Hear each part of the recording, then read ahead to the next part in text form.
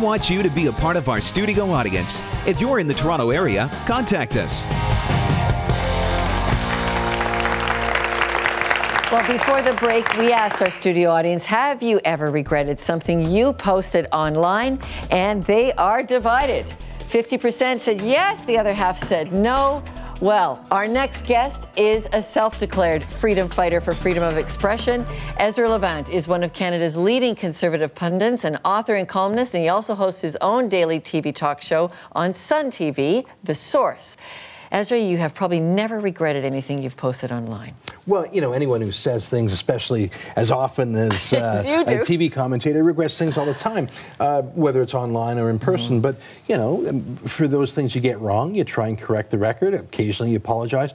But you can't second guess everything you're going to say, otherwise you'll just miss the debate. Okay, so it is a growing debate in Canada on protecting people from hurt feelings with people's speech. Which way do you think Canada is leading on this, freedom of expression or protection?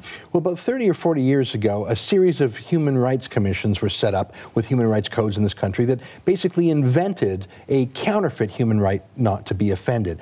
And I think over the last 30 or 40 years, we've realized that that law is not, it doesn't work with our ideas of freedom of speech and religious freedom. So I think that those laws are becoming obsolete. People are throwing them out. I think the Supreme Court and Parliament are both going to fix that fake right. There is no such thing as a right not to be offended. Okay, we're going to talk about a specific case coming up later in the show, but where should we draw the line between hate speech and freedom of expression? Well, hate is a human emotion. It's if you never feel hate in your life, you probably have a broken personality. The key in life is not to act violently based on our hate. I mean, there's nothing in politics or even sports that doesn't evoke feelings of love and hate, contempt and respect. We don't censor hate. I mean, we don't outlaw it. What we outlaw is in the criminal code, uttering a death threat, for example, or there is some expression that is already proscribed in the law. But hate is a human emotion. I don't think we should try and outlaw human emotions, and I don't even think we could. If all it took was to pass the Love Each Other Act and we'd all stop feeling the emotion of hate, that would have been done a long time ago. Humans aren't built that way. We are going to pass, or there is a bill before Parliament that is asking to pass that there be restrictions on this. Tell us what this means once this thing starts, our ability to be free speech actually gets to that level.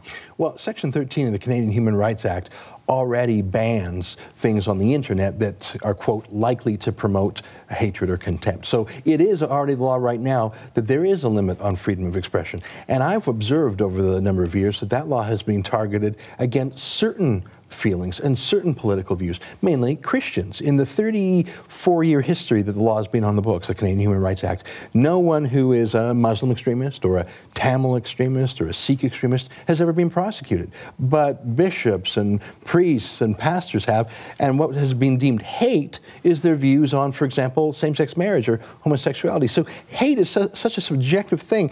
What one person says, well, that's my religious belief, another would say, well, you're hateful because you're not for gay marriage. And I put it to you, that if you have a law that is so vague as the one that we have on the books federally and in 3 of the provinces, you will always have it abused by political bureaucrats who say, I'm going to enforce this law against my enemies. Okay. Last time we talked, you had published the Danish cartoons.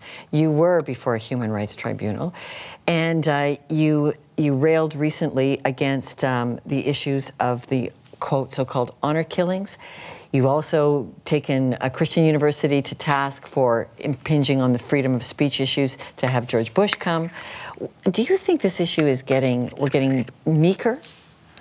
I think the opposite. I think Canadians are sort of becoming more grown up about it and realize that it's healthy to have a free-for-all debate as long as no one goes violent and becomes violent. I think there's a lot of very spicy issues that we have to have a frank talk about, whether it's the theory of man-made global warming or these so-called honor killings. The worst thing you could do is to say to people, you can't have an honest debate. You have to whisper, because if the nanny state hears you say something they don't like, they'll prosecute you. And why has this become so passionate for you? Well, I mean, I got caught up in it by accident. As you mentioned, 5 years ago, I published the Danish cartoons of Mohammed in my news magazine to show people what all the fuss was about. Remember, there were riots. Hundreds of people were murdered in 2000. 2006, I was prosecuted for 900 days before a government agency called the Human Rights Commission for showing the news. I mean, it wasn't even my opinion. It was, here's the facts, make up your own mind. 900 days I was prosecuted, and I realized then that we have our regular court system that believes in the rule of law and freedom of speech, and we've got this kangaroo court system, sort of a parallel court system called Human Rights Commissions, not run by judges.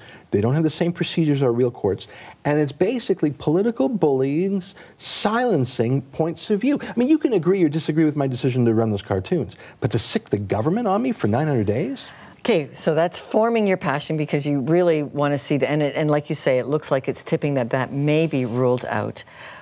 What should guide communication? You certainly don't believe it's human rights. Law is not going to do it. What's the inner trigger that should guide our communication? Well, I think each of us can make up our own minds. I mean, how polite we want to be, how rude we want to be. Some people say, well, we'll never talk politics or religion because that would lead to a quarrel. You can govern yourself as strictly as you like. And I mean, I don't walk around swearing at everyone and insulting everyone. I believe I should have the right to do so, but I would personally choose not to do so. That's the difference. I think that we should all try and be polite and get along and not be quarrelsome. But at the end of the day, if someone wants to be eccentric or rude or even racist, I think they should have the lawful right to do so in Canada. All right.